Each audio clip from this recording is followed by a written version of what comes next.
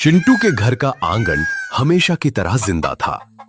मिट्टी की खुशबू, दीवार के पास पड़ा पुराना संदूक और बीच में चिंटू और उसका दोस्त गुड्डू दोनों अपनी ही दुनिया में मस्त थे।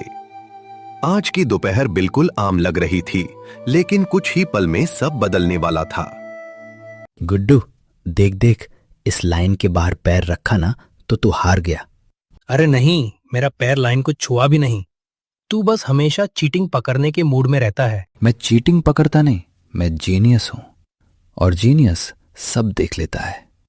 हाँ हाँ जीनियस बाबू, फिर ये बता, अगर तू इतना तेज है तो संदूक के पास जाने से क्यों डरता है? मैं डरता बिल्कुल नहीं, बस उसमें पुरानी बोरिंग चीजें होंगी। तो चल ना, देखते हैं, शायद खजाना मिल जाए। खजाना मिला ना तो आधा मेरा आधा भी मेरा। वाह, दोस्ती का नया हिसाब। गुड्डू हंसा और चिंटू ने नखरे दिखाते हुए संदूक की तरफ कदम बढ़ाए। दोनों के लिए ये बस एक छोटा सा एडवेंचर था। धीरे खोलना, कहीं अंदर से चिपकाली ना निकल आए। चिपकाली तू संभालना, मैं खजाना संभाल लूंगा। संदूक के पास ये क्या चमक रहा है? अरे ये कैसा रिमोट है? पता नहीं, पर नॉर्मल तो बिल्कुल नहीं लग रहा। पहले देखते हैं करता क्या है। चिंटू, ये सेफ तो है ना? अरे बस देखते हैं क्या करता है। चिंटू और गुड्डू घर में रिमोट टेस्ट करते हैं। पहले मजाक लगता है, फिर अजीब चीजें होने लगती है। शाम को चिंटू चुपके से गुड्डू को घर ले आया। दोनों ड्राइंग रूम में बैठकर उस अजीब रिमोट को देखने लगे, जो चिंटू को रोड के पास मिला था। रिमोट के बटन्स अलग अलग रंग में चमक रहे थे। चिंटू, ये सेफ तो है ना? अरे बस देखते हैं क्या करता है। चिंटू ने हरा बटन दबा दिया।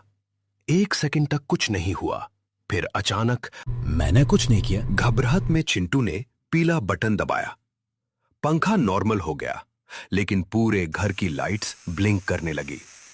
टीवी अपने आप ऑन हो गया और चैनल्स फास्ट चेंज होने लगे। ये नॉर्मल रिमोट नहीं है।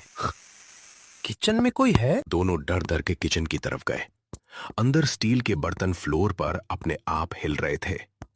एक चम्मच हवा में लटक रहा था।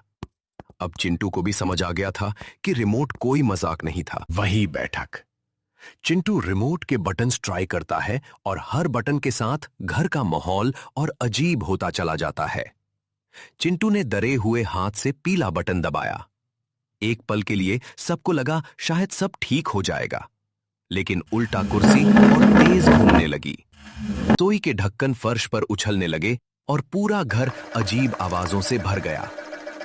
सब लोग घबराकर पीछे हट गए। अरे नहीं, ये तो और बिगड़ गया। टीचर ने सबको शांत रहने को कहा और चिंटू को समझाया कि हर बटन अलग काम कर रहा है। डर के बावजूद चिंटू ने हरा बटन दबाया। इस बार पंखा उल्टा घूमने लगा और उसमें से चीखने जैसी आवाज निकलने लगी। पर्दे हवा के बिना हिल रहे थे और बत्ती बार बार झिलमिला रही थी। बस करो चिंटू। अब सबकी नजर लाल बटन पर टिक गई थी। चिंटू ने गहरी सांस ली और धैर्य से बटन दबा दिया। रसोई का शोर तो रुक गया, लेकिन एक कुर्सी अपने आप टीचर की तरफ सरकने लगी। घर में फिर अफरा तफरी मच गई। चिंटू का चेहरा सफेद पड़ चुका था।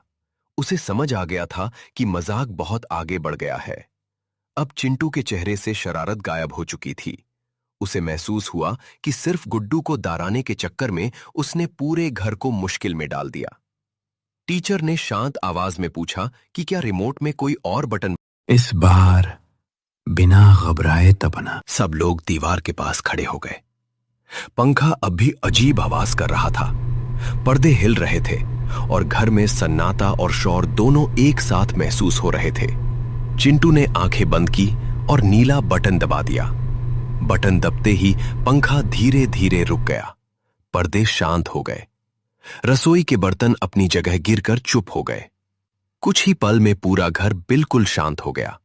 सबने राहत की सांस ली। सच में सब रुक गया। डर का माहौल खत्म हो चुका था, लेकिन चिंटू के दिल में अपनी गलती का बोझ रह गया था। उसने सबके सामने माफी मांगी और माना कि बिना सोचे समझे किसी अजीब चीज से खेलना बहुत खतरनाक हो सकता है। शरारत तब तक ही ठीक होती है जब तक किसी को नुकसान न हो। टीचर ने रिमोट को संभलकर अपने पास रख लिया और कहा कि इसे किसी समझदार बड़े को दिखाया जाएगा। चिंटू चुपचाप फर्श पर बिखरे बर्तन उठाने लगा। गुड्डू भी उसकी मदद करने बैठ गया। घर धीरे धीरे पहले जैसा नॉर्मल होने लगा। याद रखो, असली हिम्मत गलती मानकर उसे सुधारने में होती है। जी सर, अब से मस्ती से पहले सोचूंगा।